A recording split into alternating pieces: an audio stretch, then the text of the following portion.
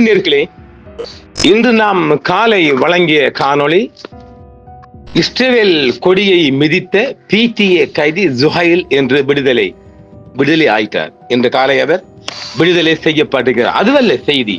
நாம் இந்த செய்தியை உங்களுக்கு நேற்று நான் வழங்கவிருந்தேன். ஆனாலும் இந்த ஜுஹைல் என்பவர் விடுதலை ஆக வேண்டும் என்ற ஒரு பார்வையில் தான் இந்த செய்தியை நாங்கள் இன்று அதை இழுத்து வைத்திருக்கலாம். நேற்று அதை சொல்லியிருக்கலாம்.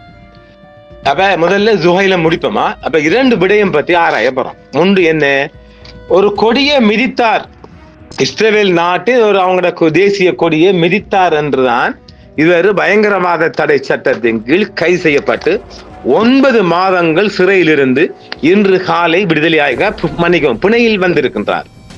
இதேவேளை முன்னாள்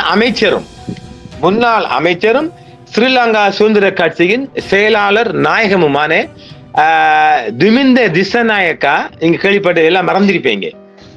அவரு ஒரு இந்த கோல்ட் பிளேட்டட் தங்க முலாம் பூசப்பட்ட T56 ரைபிள் வைத்திருந்தாக மே மாதம் கைது செய்யப்பட்டு 2 மாதங்களின் பின்பு பிணை வழங்கப்பட்டுள்ளது. இதுதான் இந்த செய்தி. இந்த 2 விடயமும் ஒரே சட்டத்தின் கீழ் கைது செய்யப்பட்டது. நான் நீதிமன்றங்களை விமர்சிக்க முடியாது, இந்த சம்பவத்தை மட்டும் விமர்சிப்போமா? நேற்று துமிந்த திசநாயக பிணையில் வந்திருக்கின்றார். விடுதலை செய்யப்பட்டாங்க. பிணையும் இல்லை, விடுதலை என்ன சொல்லப்படுது. அடுத்தது அது பெயில் தான், பிழையான செய்தி, பெயில் தான்.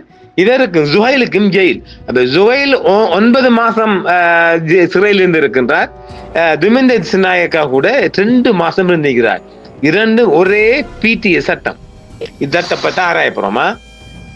முதல்ல இன்று செவ்வாய்க்கிழமை காலை ஜுஹைலின் பயங்கரவாத தடை சட்ட வழக்கு கல்கிசை நீதிமன்றத்தில் விசாரணைக்கு எடுத்துக் கொள்ளப்பட்டது. வழக்கு விசாரணையின் போது ஜுஹைல் திறந்த நீதிமன்றத்தில் ஆஜர்படுத்தப்பட்டார். வழக்கு விசாரணையின் போது போலீஸ் தரப்பு சார்பாக தெகுவலை போலீஸ் நிலைய பொறுப்பதிகாரி அனுராத ஹேரத் சுஹைலை பிணையில் விடுவிக்குமாறு நீதிவானை கோரும் சட்டம் அதிபரின் ஆலோசனையை நீதிமன்றம் சமர்ப்பித்தார். அதாவது நோ அப்ஜெக்ஷன் சொல்லப்பட்ட எழுத்து மூலமான ஒரு சப்மிஷன் சமர்ப்பிக்கப்பட்டு அதை நீதிமன்றம் ஏற்றுக்கொள்ளப்பட்டு அதனை கருத்தில் கொண்ட கல்கிசை நீதிவான் ஜுஹைலை பிணையில் விடுவிக்குமாறு போலீசாரை பணித்தார். இதுதான் இந்த செய்தி. போல தான் நாம காலையில் ஏகப்பட்ட விடயம் தந்துட்டோமே. அப்ப இவர ஜுஹைல கையில ஒரு ஆயுதம் இருக்கல, ஒரு வெடிபொருள் இருக்கல, ஒரு சன்னம் கூட இருக்கல. 9 மாதம் ஒரு நாட்டுற கொடியை மிதித்தார் என்று இன்ஸ்டாகிராம்ல செய்தி போட்டதுக்காகத்தான் அவருக்கு 9 மாச தண்டனை. இப்ப வழக்கு போகும். இந்த வழக்கில் வெள்ள போற கவர்மெண்ட் தான் எதிர்த்துட்டு இந்த வழக்கு இழுபட்டு போனாலும் வழக்கு கொஞ்ச காலம் இழுபட்டது பிறகு போலீஸ் இல்ல இன்ட்ரெஸ்ட் இல்லை, வெறும் நிரபராதி எண்ணத்துல வழக்கு கேன்சல் ஆயிடும். இப்ப நேற்று நினைச்சுக்காங்க, நேற்று அதையும் கேட்டுக்கொள்ளுங்க. ஹெவலப் டவுன்ல அடுக்குமாடி குடியிருப்பு வளாகத்தில் கண்டெடுக்கப்பட்ட தங்கமுலாம் பூசப்பட்ட துப்பாக்கி தொடர்பாக கைது செய்யப்பட்டு விளக்கமறையில் வைக்கப்பட்டிருந்த முன்னாள் விவசாய அமைச்சர் துமிந்த திசநாயக்காவை விடுதலை செய்ய கொழும்பு உயர் நீதிமன்றம் நேற்று உத்தரவிட்டுள்ளது. பாத்தீங்களா? இதுதான் செய்தி. இப்ப நேற்று என்னென்று விடுதலை ஆகியிருக்கார்? நான் நீதிமன்றத்தை விமர்சிக்க முடியாது, செய்தியை மட்டும் தருவோம். இப்ப இரண்டும் ஒரே சட்டத்துக்கு கீழே இந்த பயங்கரவாத சட்டம் யாருக்கு பாதிக்கப்படுது என்றதை மட்டும் எமது மக்கள் புரிந்து கொள்ள வேண்டும் என்பதற்காக தான். நேற்று நீதிமன்ற நடவடிக்கைகளின் போது முன்னாள் அமைச்சர் கடுமையான ஜாமீன் நிபந்தனையின் கீழ் விடுவிக்கப்பட்டுள்ளார். வெள்ளமத்தையில் உள்ள ஹெவலக் சிட்டி அடுக்குமாடி குடியிருப்பு வளாகத்தில் கண்டெடுக்கப்பட்ட கோல்ட் பிளேட்டட் இந்த T56 ரைபிள், தங்கமுலாம் பூசப்பட்ட 56 T56 துப்பாக்கி தொடர்பாக முன்னாள் அமைச்சர் துமிந்த திசநாயக்கா மே மாதம் கைது செய்யப்பட்டிருந்தார்.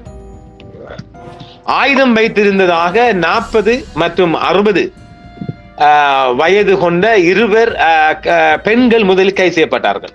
2 பெண்கள் தான் முதல்ல கைது செய்யப்பட்டாங்க. துப்பாக்கி தொடர்பாக விசாரணைகள் பயங்கரவாத புலனாய்வு பிரிவு TID terrorist information division investigation division 2ஐயும் எடுத்துக்கொள்ளலாம் ஒப்படைக்கப்பட்டன. அதன் பிறகு முன்னாள் அமைச்சர் துமிந்த திசநாயக்கா மே மாதம் கைது செய்யப்பட்டார். முன்னாள் அமைச்சர் துமிந்த திசநாயக்க சிறையில் இருந்து கடுமையான நிபந்தனையின் கீழ் தான் பிணையில் விடுவிக்கப்பட்டிருந்தார். நேற்று கொழும்பு டவுனில் உள்ள அடுக்குமாடி குடியிருப்பு ஒன்றில் தங்கமுலாம் பூசப்பட்ட T56 துப்பாக்கி கண்டெடுக்கப்பட்ட சம்பவம் தொடர்பாக கைது செய்யப்பட்டு விளக்கமறியலில் வைக்கப்பட்டிருந்த முன்னாள் அமைச்சர் துமிந்தே திசநாயக்கு கடுமையான பிணை நிபந்தனைகளில் பெயில் கண்டிஷன் கீழ் அவர் பிணை வழங்கப்பட்டிருக்கின்றது. நேற்று காலை கொழும்பு உயர்நீதிமன்றத்தில் ஆஜர்படுத்தப்பட்ட பின்னர் இந்த உத்தரவு பிறப்பிக்கப்பட்டது. அதன்படி முன்னாள் அமைச்சரை 2,50,000 ரூபாய் ரொக்க பிணையிலும் தலா 5 மில்லியன் 2 சரீர பிணைகளும் விடுவிக்க கொழும்பு உயர்நீதிமன்ற நீதிபதி கௌரவ மஞ்சுள தினகரத்தில் அவர்கள் உத்தரவிட்டார். பிணை வழங்கும் 2 நபர்களும் கொழும்பு பகுதியைச் சேர்ந்தவர்களாக இருக்க வேண்டும் என்றும் நீதிபதி தீர்ப்பளித்தார். கூடுதலாக சந்தேக நபருக்கு பயண தடை விதித்த நீதிமன்றம் அவரது பாஸ்போர்ட்டை நீதிமன்றத்தில் ஒப்படைக்குமாறும் நீதிமன்றம் கட்டளை பிறப்பிக்கப்பட்டிருந்தது.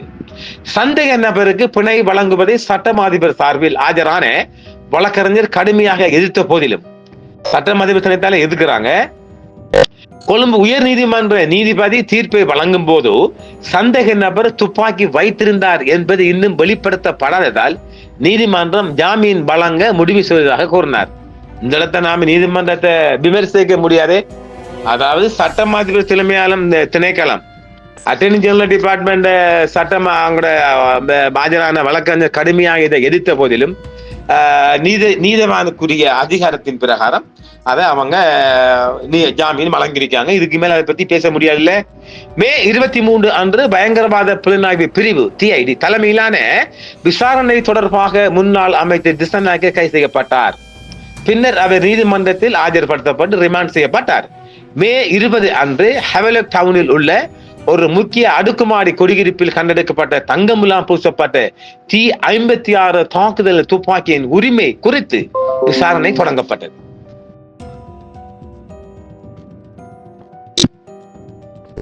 மே 20 அன்று ஹெவலக் டவுனில் உள்ள ஒரு முக்கிய அடுக்குமாடி குடியிருப்பில் கண்டெடுக்கப்பட்ட தங்கமுலாம் பூசப்பட்ட T56 தாக்குதல் துப்பாக்கியின் உரிமை குறித்து விசாரணை தொடங்கப்பட்டது. அடுக்குமாடி குடியிருப்பில் ஒரு பெண்ணின் பயண பையில் தங்கமுலாம் பூசப்பட்ட T56 துப்பாக்கி ஒன்று கண்டெடுக்கப்பட்டது. கொழும்பு ஹெவலக் டவுனில் உள்ள ஒரு அடுக்குமாடி குடியிருப்பில் இருந்து தங்கமுலாம் பூசப்பட்ட T56 தாக்குதல் துப்பாக்கி சமீபத்தில் கண்டுபிடிக்கப்பட்ட வழக்கில் அனுராதபுர மாவட்ட Anuradhapura district SLAP organiser SLAP அமைப்பாளரும் முன்னாள் அமைச்சருமான துமிந்த திசநாயக்க தான் பயங்கரவாத தடை சட்டத்தின் கீழ் கைது செய்யப்பட்டார். 2 தடவைகள் அவர் மீண்டும் நீதிமன்றத்தில் நிறுத்தப்பட்டு விளக்கமறியலில் வைக்கப்பட்ட இந்த நிலையில் தான் அவர் நேற்று பிணையில் விடுதலை செய்யப்பட்டிருக்கின்றார்.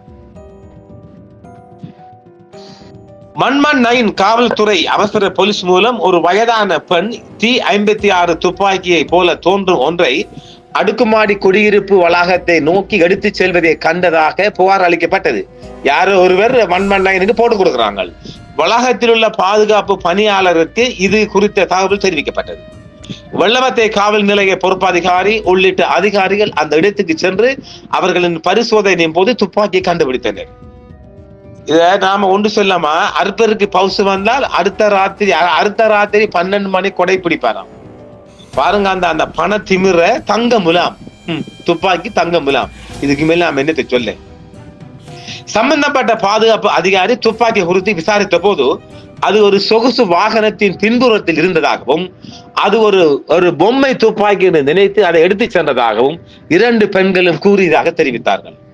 பின்னர் இந்த சம்பவம் தொடர்பான 69 வயதான இலங்கை பெண், இந்த பெண் துமிந்த திசநாயக்க வீட்டு சமையல் பெண்மணி என்று சொல்லப்படுகின்றது மற்றும் அவரது மருமகள், அந்த பெண் மருமகள் மற்றும் என்னது இந்த கஜகஸ்தானை சேர்ந்த ஒரு பெண் ஆகிய 2 பெண்களை போலீசார் விசாரித்து கைது செய்தனர். பின்னர் இருவரையும் விசாரிக்க தடுப்பு காவல் உத்தரவுகளையும் பெற்றனர். அதன்படி சந்தேக நபர்கள் வாகனத்தில் பயணித்த பகுதிகளில் உள்ள CCTV காட்சிகளை பயன்படுத்தி போலீசார் விசாரணையை தொடங்கினர். அடுக்குமாடி குடியிருப்பில் உள்ள தங்கள் வீட்டில் இருந்து 2 பெண்களும் கை மற்றும் T56 துப்பாக்கி எடுத்துச் செல்வதாக CCTV காட்சிகள் ஆதாரமாக நிரூபித்தது. பின்னர் பெலவத்தையில் அமைந்துள்ள மற்ற பெண்ணின் வீட்டை போலீசார் ஆய்வு செய்து துப்பாக்கி கொண்டு செல்லப்பட்ட வாகனத்துடன் வெள்ளவத்தை காவல் நிலையத்திற்கு அழைத்து செல்லப்பட்டனர். விசாரணையின் போது கதவுகள் திறக்கப்படாமல் இருந்த நேரத்தில் வாகனத்திற்குள் யாரோ ஒருவர் துப்பாக்கியை வைத்திருக்க வேண்டும் என்று 2 பெண்களும் போலீசாரிடம் கூறினர். இருப்பினும் T56 தாக்குதல் துப்பாக்கியை வைத்திருந்ததாகவும் மறைத்து வைக்க உதவியதாகவும் சந்தேகத்தின் பேரில் 2 பெண்களும் வாகனத்துடன் சேர்ந்து போலீஸ் காவலில் எடுக்கப்பட்டனர். சம்பவம் தொடர்பான விசாரணையில் பின்னர் பயங்கரவாத புலனாய்வு பிரிவுக்கு ஒப்படைக்கப்பட்டனர். உரிமம் இல்லாமல் ஒன்று சேர்க்கப்பட்ட T56 ஆயுதம் கண்டுபிடிக்கப்பட்ட வழக்கில் கைது செய்யப்பட்ட முன்னாள் அமைச்சர் துமிந்த கல்கிசை பதில் நீதிமன்ற கௌரவ சாந்தகுமார் டி சில்வாவினால் மே 29ஆம் தேதி வரையும் விளக்க முறையில் வைக்கப்பட்டிருந்தார். பயங்கரவாத புலனாய்வு பிரிவு திசநாயக்காவை நீதிமன்றத்தில் ஆஜர்படுத்தப்பட்டார். துப்பாக்கி சட்டத்தின் கீழ் தாக்கல் செய்யப்பட்ட வழக்கில் அவர் 4வது சந்தேக நபராக பெயரிடப்பட்டுள்ளார். குறிப்பிட்ட ஆயுதம் ஒன்று சேர்க்கப்பட்டதாகவும் முன்னாள் அமைச்சின் ஊழியர்களில் ஒருவர் அதை அக்கம் பக்கத்தில் உள்ள ஒரு பெண்ணிடம் ஒப்படைத்ததாகவும் பயங்கரவாத விசாரணை பிரிவு நீதிமன்றத்துக்கு தெரிவித்தது. திரு திசநாயக்க சார்பாக ஆஜரான சட்டத்தரணி சம்பத் மெண்டிஸ் மற்றும் பைசர் முஸ்தபா ஆகியோர் யார் வாராங்க பாருங்க. பைசர் முஸ்தபா இலங்கையில மிகப்பெரிய வழக்கறிஞர் ஆகியோர் நீதிமன்றத்தில் தெரிவித்தனர். மற்ற சந்தேக நபர்களின் வாக்கு மூலங்களின் அடிப்படையில் அவர் கைது செய்யப்பட்டுள்ளதாகவும் எனவே இந்த விஷயத்தில் கவனமாக முடிவெடுக்க வேண்டும் என்றும் தெரிவித்தனர். அடுத்த நீதிமன்ற நாளில் நீதிபதி முன் தங்கள் சட்டப்பூர்வ நிலைப்பாட்டை சமர்ப்பிக்குவதாகவும் அவர்கள் தெரிவித்தனர். முன்னதாக 68 வயதுடைய ஒரு பெண், அவரது மருமகள், கஜகஸ்தான் நாட்டவர், முன்னாள் அமைச்சரின் ஊழியர் உட்பட 4 பேர் கைது செய்யப்பட்டிருந்த நிலையில் அடுத்த தனமாக அவர்கள் விடுதலை செய்யப்படுவார்கள். அப்போ அதாவது ஒரு விடயம் இந்த மஜிஸ்ட்ரேட் இந்த பயங்கரவாத TID கீழே கைது செய்யப்படுற யாருக்கும் இந்த கீழ் நீதிமன்றம் MC நீதிமன்றம் புனை கொடுப்பதற்கான எந்த ஒரு அனுமதியும் இல்லை. அப்படி அவர் யாராவது கைது செய்யப்பட்டு ரிமாண்டில் இருக்கும் போது அவங்க உயர் நீதிமன்றத்தில் தாக்கல் செய்யப்பட்ட வழக்கில் அந்த உயர் நீதிமன்றம் கொடுக்கின்ற தீர்ப்பை தான் அவங்க கடைப்பிடித்து விடுதலை செய்த பிணை பெயில் வழங்கப்படும். அப்ப ஆக MCக்கு இவங்களுக்கு பெயில் கொடுக்க அனுமதி இல்லை. MCக்கு மேலே DCயும் வரையில அது பயங்கரவாத தடை சட்டம் TID கீழே வர குற்றச்சாட்டுக்கு எல்லாமே உயர் நீதிமன்றம் தான் செல்லும். அது இங்க மாகாண அதாவது கொழும்பு மேல் நீதிமன்ற உயர் நீதிமன்றம், ஆமா கொழும்பு மேல் நீதிமன்றத்துல இருக்கிற உயர் நீதிமன்றம் தான் கொடுத்திருக்குது.